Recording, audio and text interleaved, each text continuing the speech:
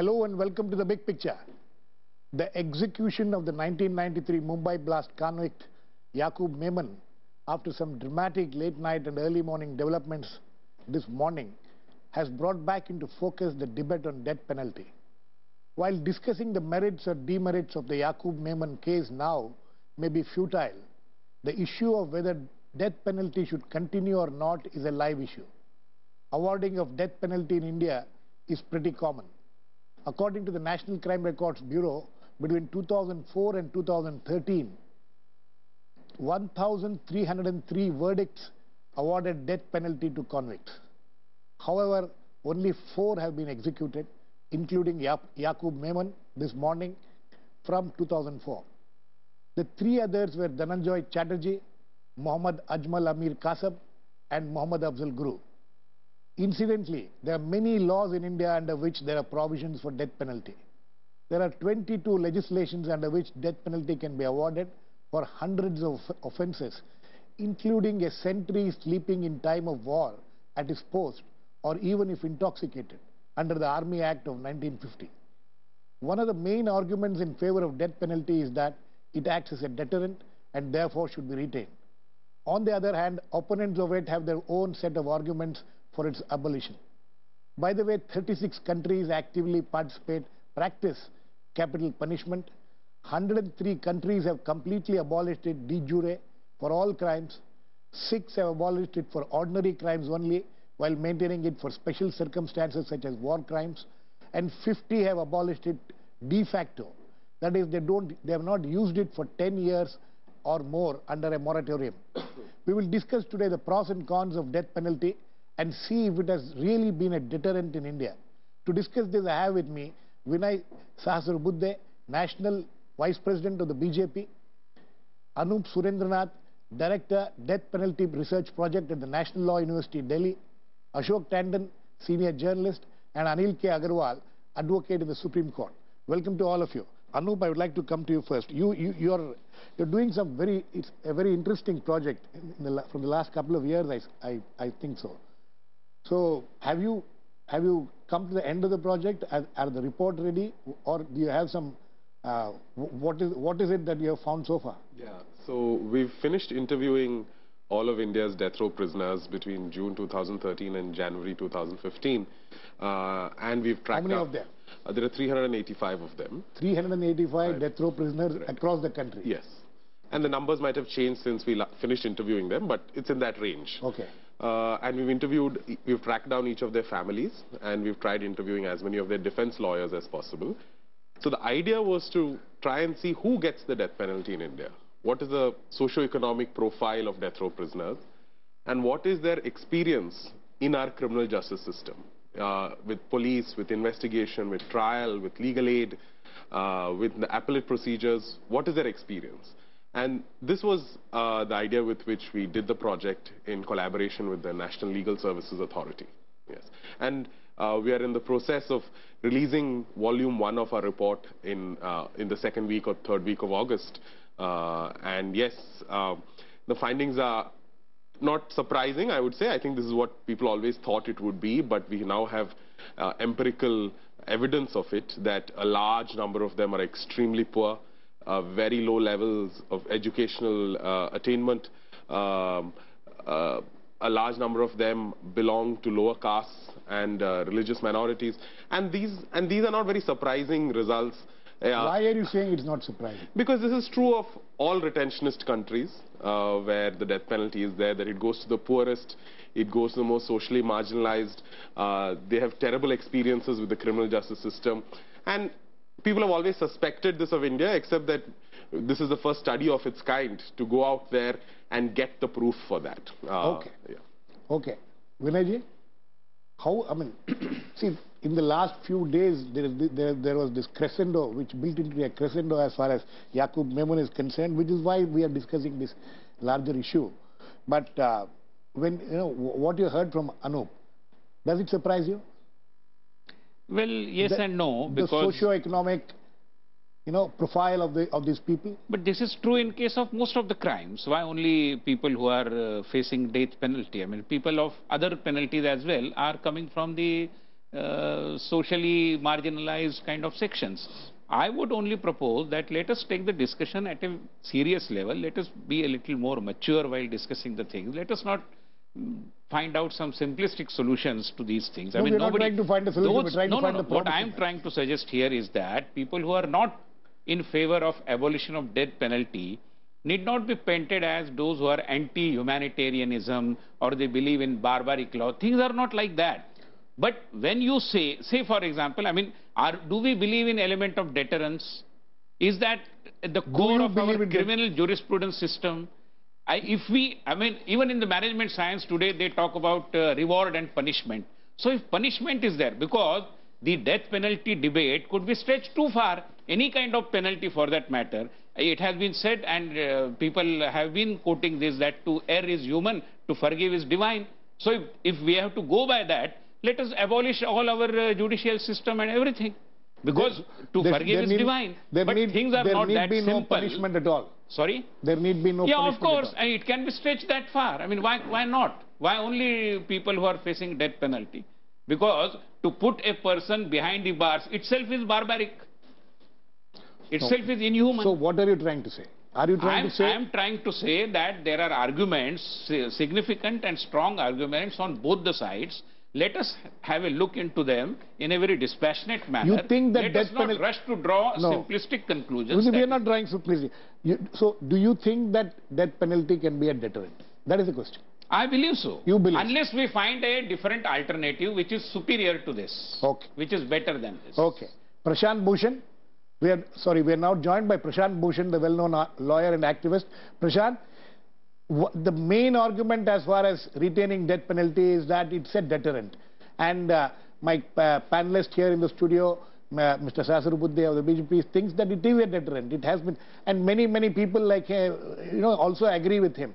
So when we talk of death penalty, the issue of deterrence is the key factor, or you think there are any other key factors? No, in my view, and in fact in the view of more than 130 countries which have abolished the death penalty, it is no greater deterrent than life imprisonment. Most of the people to whom the punishment of death penalty is inflicted are supposed to be hardened terrorists. Many of them are suicide terrorists. Right. For them, whether you are put to death or whether you are put to life imprisonment does not add to your to the deterrence. But you see, that's not the main argument against death penalty. The main argument against death penalty is precisely what we are seeing in our society today in the case of this Yaqub Memon. This kind of lynch mob mentality that we are seeing around his hanging, where the government is also baying for his blood, where a lot of people are baying for his blood and saying, hang him, hang him, hang him now. It should not wait even for 2 weeks. He should be hanged immediately. This is the kind of propensity of retributive violence which is created in a society which has death penalty. Because death penalty is a form of retributive violence by the state, and it promotes this lynch mob mentality, where people have this bloodlust, bloodthirst to kill the person, hang him publicly, and so on. This is not good for any society, and that is why virtually all civilized countries have abolished death penalty in the world. Prashant, the argument is that, if you don't give this kind of punishment to a person who indulges in heinous crimes against a large number of people, then justice is not done. It's not, the idea of punishment is not retributive justice. That only leads to this propensity in a society that you start baying for people's blood. You start this lynch mob mentality is the consequence of retributive justice. That's not the main object of punishment. The main object of punishment is deterrence. And in my view, death penalty is no greater deterrence to these kind of hardened terrorists who are supposed to be given death penalty than life imprisonment. It Okay. doesn't substantially add to any kind of deterrence. Okay. And the third argument against it is, the third argument against death penalty is that it can sometimes be given to the wrong person, to an innocent person, and leads to such irreversible miscarriage of justice, because you can't bring back the person to life. Sometimes facts are discovered later which show that the evidence against that person was cooked up, fabricated. This has happened in America recently to more than 400 death row prisoners against whom evidence has later surfaced, which show that they were innocent. Yes, very quickly. First, Mr. Sahasrabudhe. I have to come to I would Ashok say Khanna. that to whatever happened yesterday, Yes. if Yaqub Memon case is in point, I believe the way the Supreme Court handled the subject, the way even midnight all the judges sat together and then decided about the case and then gave their verdict in a very responsible manner. I believe to call it a lynch mob mentality itself is I don't think kind of he's an called. insult of our judicial system. I don't think he called the judicial system lynch mob mentality, but when the general atmosphere is. He's talking of the general atmosphere. Thing was handled going by the book. We will not get into that specific case now. No, but anyway, simply labeling certain things is very irresponsible. No, it's not just in this case. He's talking of the larger issue. Anup, very quickly. No, I just quickly want to make 2 points. I think the death penalty is a very different punishment from normal imprisonment. A person who lives on death row, that swinging between life and death every day, that experience is very different from when I ask you to go to jail for 10 years. I think that needs to be understood, that the death penalty is a very different punishment. Now, if the idea is that there must be deterrence, and the idea is the death penalty a cruel and inhuman punishment because of this experience, not just of killing, it is of this experience of being on death row, then why don't we have public flogging, public stoning? All of that are worse punishments. Go back to the medieval ages. Yes, and one wrongful conviction case, and as Prashant Bhushan said, certainly that several examples in America, but we don't need to go as far as America. A very recent case in the Indian Supreme Court in the Akshardham attack case, where Adam Bhai Ajmeri and 2 others were acquitted after being on death row for 8 years and spent a total of 11 years in prison, and the Supreme Court there made it very explicit that they were framed. That it is not just. It is not just. So we have an example right here, Ashok Tandon, retributive justice. You know, this is even in the Parliament attack case. Even in the Parliament attack case, absolutely, retributive justice and lynch mob mentality. It encourages lynch mob mentality. Girish, first of all, I have very serious reservations that the death penalty issue is discussed only when there is a hanging, which is very unfortunate. It's unfortunate. That's how it is. No, but these are two different issues.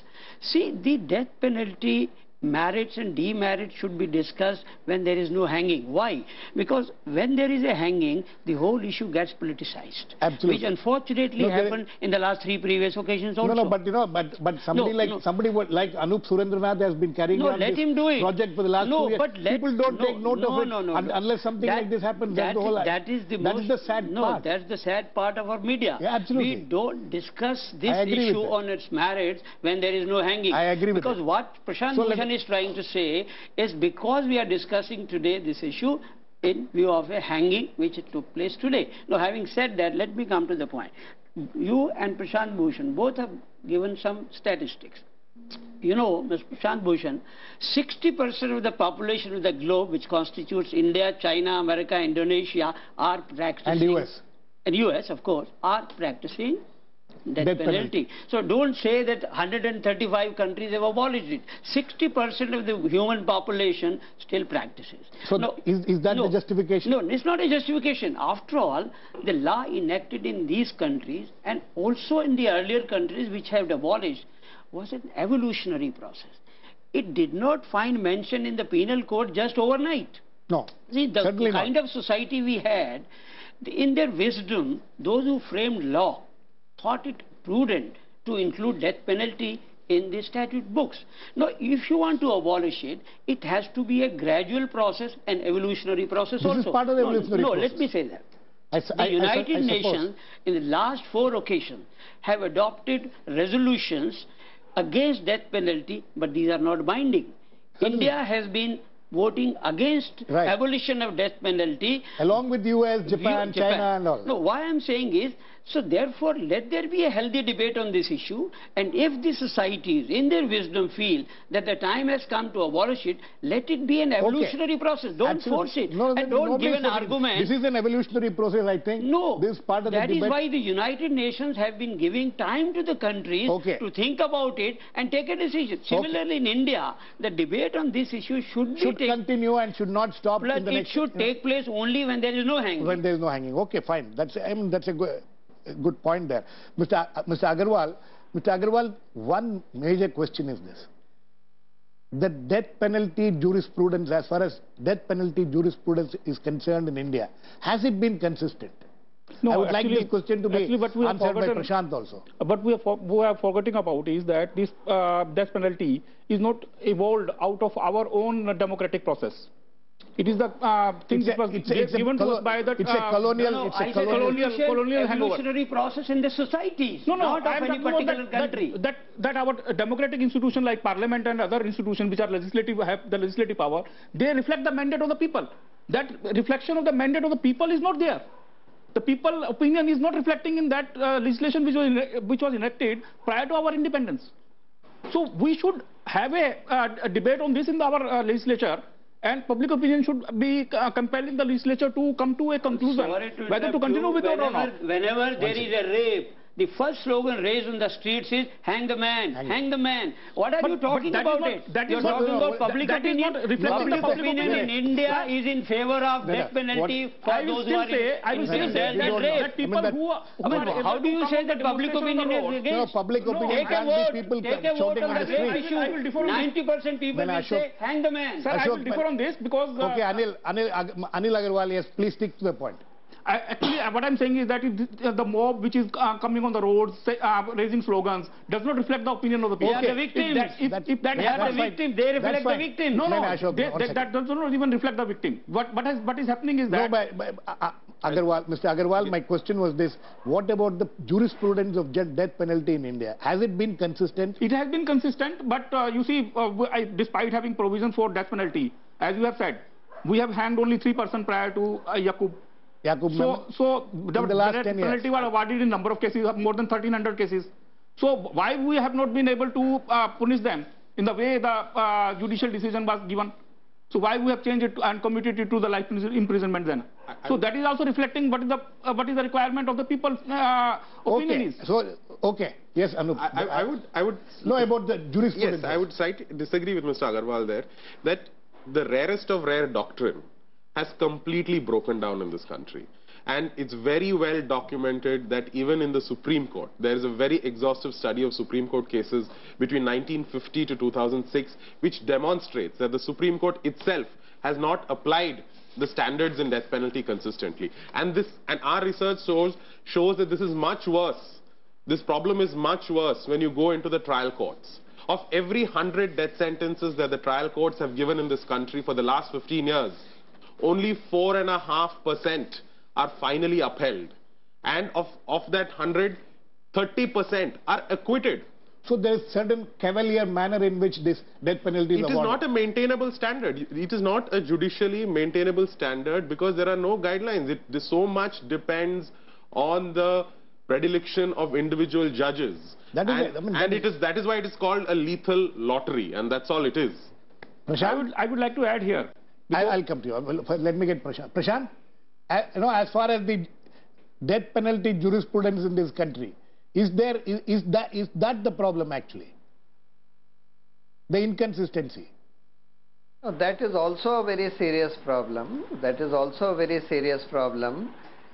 Take, apart from what Anup mentioned, that large number of those people who were initially convicted and given death penalty come to be acquitted eventually. A much larger percentage, their death penalty is thereafter converted into some other form of punishment by the appellate courts. So therefore it is all very uncertain. In the Parliament attack case itself, Afzal Guru was not held guilty of any violent act. He was only held guilty of conspiracy. and he could not have been given the death penalty normally. But the Supreme Court said that in order to satisfy the collective conscience of society, he must be given death penalty. That such a big incident has taken place, therefore somebody must be hanged. Same thing appears to have happened with Yaqub Memon. The evidence against him was essentially the confessions of co-accused made to police officers, which were later retracted. On that evidence, you don't give a person death penalty. But again, it seems that somebody had to be given death penalty, and therefore Yaqub was given the death penalty because it was viewed as such a serious incident. Prashant, no, about what Anup said about personal predilection of judges at various levels, right from the trial stage right up to the apex stage. You think that is where that's also another problem? And this lack of this inconsistency is also because there is no set standards for what what should be. There are hundreds of provisions under which death penalty can be given. No, exactly. This question of what is the rarest of rare case, this has been largely arbitrarily decided. Apart from that, there is clear evidence of bias even in the minds of judges while deciding who should be given death penalty, and that is reflected by the socio-religious composition of persons who have been given death penalty. Socio-economic, religious composition, etc. So, Shastri Budde, how do you react to this?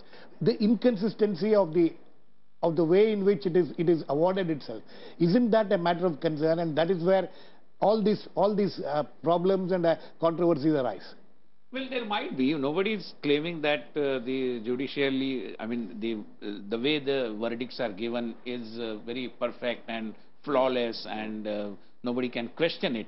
But to time and again, to cast aspersions, now there was a reference to socio-religious economic background. I believe it is totally irresponsible, because these kinds of judgments and similar kinds of judgments have been given, maybe a lesser form of penalty, have been given by the very judges. That time you don't say anything. Only for a particular case you are casting aspersions. No, it's not a particular case. Yeah, of course. This socio-religious economic thing is part of the project. I am listening for the first time today, and simply because the person that was given this penalty belongs to a particular community. This is not fair. I believe we are casting aspersions. No, you are not. I just want to make Anup, you have to defend yourself. You have to defend yourself because this is your report. I just want to make one thing very clear. I was only presenting what we have found in 2 years of field work, and I am not here saying why Yaqub Memon got the death penalty or why why he was executed, right?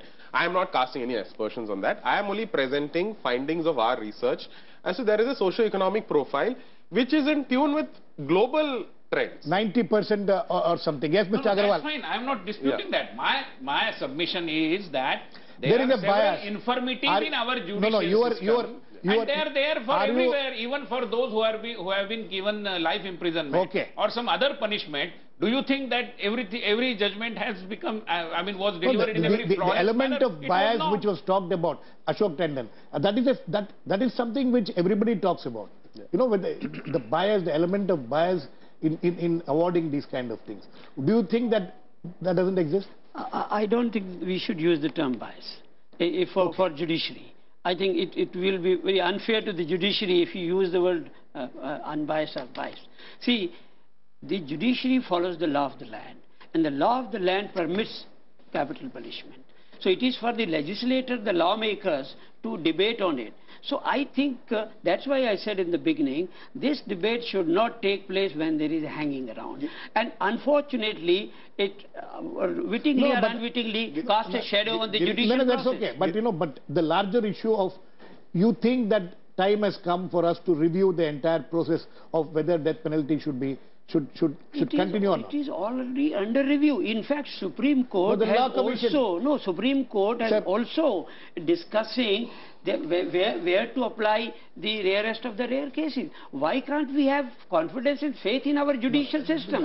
See, my argument is that, see, the problem is with our judicial process. It is so slow. You're talking of judicial process. I just want to quote to you a report of the a consultancy paper which was issued by the Law Commission of India. Law Commission of India, it says, the personal predilection of judges determine whether death penalty is given or not. This is what the Law Commission says in its consultancy paper before the thing. But why should the Law Commission say the same thing about other punishments and other cases? I'm sorry, because see why we are... Since we are talking of death penalty, I have only that. I'm sure Law Commission will say so many things about other things. That's what I said at the beginning. Yes. If the death penalty has been a part of the evolutionary process of the societies, its abolition should also be evolutionary. You can't say from today onward there should not be. I just want to clarify this question. I just want to clarify this issue of bias, right? I am not here sitting saying that when a judge sees a Dalit convict before him or her, he says, oh, this is a Dalit or a Muslim. And that is not the point, right? Certainly not. It is a structural issue. Absolutely. It is disparate impact. Absolutely. The death penalty has and there are many reasons. And how does that work? Most people are poor, right? They don't have access to good legal counsel. I think so it is not a question of me casting aspiration, some sort of thing. Yes, Mr. Agarwal, very quickly. I was trying to add to this point. Very quickly, we should not see the judges to be biased in any manner, whether it is at the trial court or whether at any other stages of appeal. So, because judges are burdened with a lot of conviction level, that they cannot just give and hand over a judgment of death penalty just because he has a bias in his mind. So, judges has nothing to do with the bias at that stage. Secondly, what we are trying to say is that when this is an opportune time for us, when we have been discussing on Nirbhaya case, and we promptly came up with a lot of legislation to protect the women on road and women on street. So why don't we go take further step and legislate on this provision, whether we should apply our mind on a public opinion to be formed? Okay, I think on that note, this is not an issue which can be decided in one debate, but as Mr. Tandon says that it's an evolutionary process. I'm sure this debate is also part of that evolutionary process. The work which Anup Surendranath and his people are doing is also part of the evolutionary process. So there will be more debates on this, whether death penalty is a deterrent or not. There, I don't think there is any kind of single opinion on that. There will be much more discussion on that. Thanks to all my guests. Please keep watching. We'll come back with another issue in the big picture same time tomorrow.